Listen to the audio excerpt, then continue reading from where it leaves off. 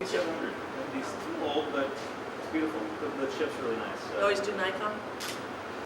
I was in the makeup room at 30 Rockefeller Center, and the cast of Everybody Loves Raymond was in the green room waiting, and it was 9:45, and John McDaniel came in and said that his partner Glenn, they lived down there, had just seen a 747 fly into the Twin Towers.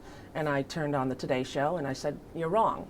It was a private plane probably, and it would be on here." And then they said, "We're just going to break in to say there was a small commuter plane that crashed into the Twin Towers." And I said, "You see? That's the thing, John. You get," and he was crying, "you get very upset about," and then I turned back and you saw the other plane hit. And, you know, there's a great Joni Mitchell song that she sings, "No tanks have ever rumbled down these streets.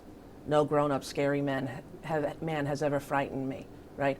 We in America have been blessed.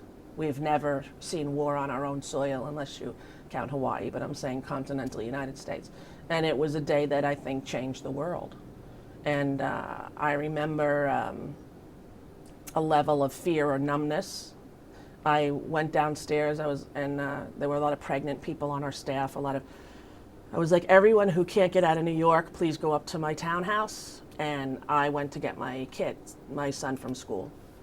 And I went outside and there was a limo waiting for somebody, and I said, "Can you take me to get my kid?" And he did, and then brought me to the house, and there were 100 people in our townhouse. And I got into bed with Parker, and as soon as the tower fell, I fell asleep. It was almost like the computer of my brain and my psyche and my heart couldn't take it anymore. It was like I was out. And I think everything changed. And I remember seeing armed machine gun men in fatigues on the George Washington Bridge. And I thought, what has happened to America? Yes, it's really soft. I remember bringing Parker, who was born in '95, so he was 6 years old. And my daughter was 4 years old, and she kept saying every night, "Did the president put out the fires yet?" And I was like, "Not yet, honey." And she kept saying, "And all of those people got smushed like a pancake." And I was like, "That's right, and that's very sad." And Parker said, "I want to meet the fireman, Mommy. I have to talk to a fireman." So we went to a firehouse in the theater district, and the bagpipes to this day, you know, bagpipes used to remind me of my mother's funeral, of Kennedy's funeral. There were bagpipes every day, right? Lots of firemen are Irish, right? So we go into this firehouse, and they had lost a lot of men, and they're all in their dress blues. And my little blonde-haired boy walks in, and, you know, I'm not like emotionally in the best place at this time, and neither was anyone else. And I saw like an older woman in a house coat walking, you know, in a walk-up right near with money and handing it to a fireman, like, "Take this, you know, for the fund." And my son walks to this huge man who is in the back just staring, and he pulls on his coat, and I'm about 30 feet away, but I'm watching and listening, and he says, "I'm sorry that your friends died trying to save everybody." And this man picked him up, put his arms around him, and started to sob. And I'll never forget it the rest of my life.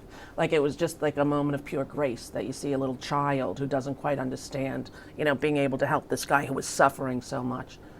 I mean, you know, everyone always says, "Where were you when Kennedy was killed?" or "Where were you?"